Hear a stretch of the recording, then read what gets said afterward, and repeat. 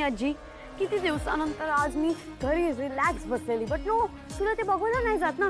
का मला असा त्रास देताय तुम्ही लोक? का तू आणि ती मॅड आजी, तुला माहितीये का, तुमच्या त्रासामुळे ना मी आता ट्रिगर झालेली आहे आणि मी विचार करते की तुम्ही सगळ्या ग्रॅनी कम्युनिटीच्या अगेन्स्ट एक कॅम्पेन सुरू करू. ए, फालतू बडबड बंद कर, कळलं? दे तुझा फोन दे इथे. आता माझा फोन कशाला हवाय? तुझं चार्जर आणलंय ना, तुझा वापर. ए ए ए अशी एक दे ना, उलट हाताची ठेव. फोन दे इकडे. चार्जर दिलेला आहे, चार्ज कुठे करू? इथे जमिनीत चार्ज व्हायला पाहिजे ना, तर फोन चालेल ना. पटकन फोन दे मला, चल. चॅट चू करू नको, फोन दे. द्यायला होते नुसत्या. ए, नाटकं नको. थोडा वेळ फोन शिवाय राहायला शिक जरा. घे, पकड. राणी आजी, किती वेळ लागणार आहे? मला घरी जायचंय, लवकर कर. कळलं मला. राणी आजी यार, मला घरी जायचंय, लवकर कर ना तुझं काम. किती वेळ माझा फोन घेशील? जरा बडबड बंद करशील का ग? इथे आधीच माझ्या डोक्याला इतका ताप झालेला आहे आणि त्याच्यात तुझी बडबड म्हणजे खरोखर माझं डोकंच एकदम आउट होऊन जाईल. किती घोळ झालाय. घोळ? पुन्हा तू काहीतरी गडबड केलीस म्हणजे पुन्हा आता मोठी पनिशमेंट. मला नको आहे शिस्त बिस्त. मी मरून जाईल ग आता. तू आता जे काही पनिशमेंट असेल ना, ते स्वतः तुझं बघून घ्यायचंय, तू सॉर्ट करायचं. मी नाही येत बसणार आहे तुला, मी नाही सपोर्ट करणार आहे, कळलं का तुला? तर मला कळत नाही, एवढी म्हातारी झाली आहे तरी सुद्धा कसं काय एवढी गडबड करत असते? जरा थोबाड बंद ठेवशील का ग? ठीक आहे, आणि तसं काही होणार नाहीये आता, कळलं ना? असं काही होणार नाहीये. आता घोळ जरा वेगळाच झालेला आहे. म्हणजे काय सांगू तुला? संक्रांतीच्या मेळाव्या दिवशी ते स्केच जे आहे ते मी माझ्या ताब्यात मिळवलं होतं. हो, ते माझ्याकडे मी जपून ठेवलं होतं. नंतर मी ते एका माणसाकडे दिलं. अगं, आणि ते ज्या माणसाकडे आहे त्या माणसाचा फोनच लागत नाहीये.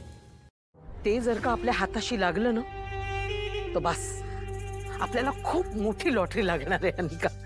पण राणी आजी, तो माणूस जर ते स्केच घेऊन पळून गेला असेल किंवा त्याच्याकडनं ते फाटलं असेल, त्याच्यावर काहीतरी पडलं असेल, ते खराब झालं असेल, तर ते स्केच आपल्या हाताला कसं लागेल? आणि राणी आजी, हाताला लागेल म्हणजे काय ग? खूप पेन होणार आहे का? हे खूप होणार असेल ना, तर मी सांगते, तूच पकड. परमेश्वरा, सोडव रे मला ह्यातनं.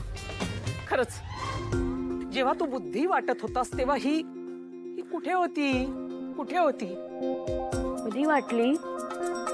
हो नाही राजा, नाही खरंच. बाळा, ऐक, हे या सगळ्याची गोळाबेरीज एवढीच की हे जे मी काही करते ना, हे सगळं तुझ्या भल्यासाठी करते, कळलं? ही सगळी प्रॉपर्टी तुझ्या नावावर व्हावी ना, म्हणून हे सगळं चाललंय माझं. लक्षात येतंय तुझ्या?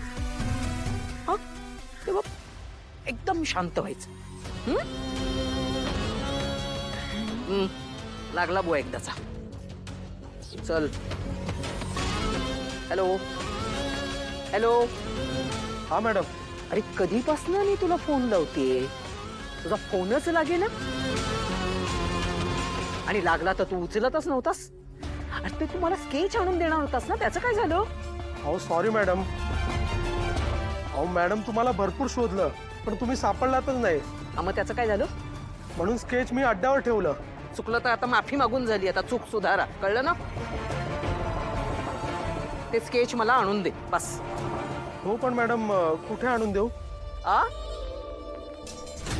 कुठे आणून देऊ म्हणजे काय? घरी आणून दे. हे बघ, मी म्हणजे घरी माझी मुलगी असेल, रागिणी नाव आहे तिचं, रागिणी. मी तिचा फोन नंबर देते तुला पाठवून, कळलं? ते स्केच फक्त तू तिच्याच हातात द्यायचे, दुसऱ्या कुणाच्याही हातात द्यायचं नाहीये, लक्षात घे. समजलं. आणि जर का समजा तुला दुसऱ्या तिसऱ्या माणसाने तिकडे कोणी पाहिलं तर कोणाच्याही नजरेस पडायचं नाही, तिथून पळून जायचं, कळलं? ठीक आहे. समजलं ना? ठेव फोन. तुला खरं सांगू का, राणी आजी ना जरा जास्तच करते. अशी का बोलतेस ग? अरे मग काय, स्वतःचं चार्जर स्वतःला न्यायला काय होतं? मला आणायला लावलं आणि मी नेलं तर माझ्यावर चिडचिड करते. आणि मला एक कळत नाही, मला असं सर्वंट सारखं का ट्रीट करते? का मी काय बोलत नाही म्हणून?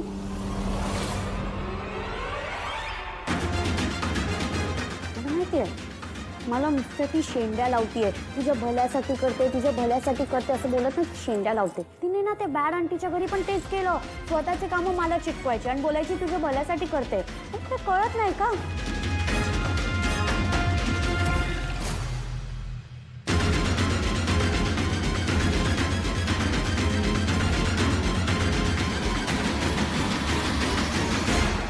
सगळे माझ्यावर चीट करतात. अशी काय बोलतेस ग बाबू? आम्ही तुझ्या जवळचे आहोत ना, तुझी फॅमिली आहोत ना. मग असं नाही विचार करायचा गुंडू. अगं फोन वाजतोय तुझा. बाजू दे ग. अगं तू मग वेडी आहेस का? तू पण मॅड होत चालली आहेस. अगं ग्रॅनी आजीच्या माणसाचा कॉल असेल ना. ओ गॉड, कशी अतरंगी फॅमिली दिली, किती अतरंगी लोक आहे. एक आहे जिला काहीच कळत नाही, एक आहे जिला खूप काय कळतं, एक आहे जी मॅड आजी आहे, मॅड आजी. आणि तिच्या मागे चालणारा असं टाळ, तो पण मॅड होत चाललाय. आणि एक आजोबा आहे जे फक्त व्हीलचेअर घेऊन इथे तिथे फिरतात आणि त्या व्हीलचेअरशी खेळत असतात. गॉड प्लीज मला वेगळी फॅमिली दे. मला मला हे लोक नको आहेत. ए गप्प बस, काही बोलतेस ग. चेंज माय फॅमिली. हॅलो. हा मॅडम, मी बंगल्याच्या इथे आलोय. ओके ओके, तुम्ही थांबा, मी आलेच. हा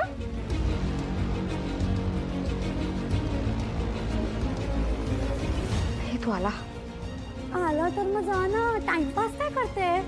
अगं ग्रॅनी आजीचा मूड आज खूप खराब आहे. सारखी वागतीये, तुला पण ओरडेल. जा. हो का? जाते. गप्प बस जराशी.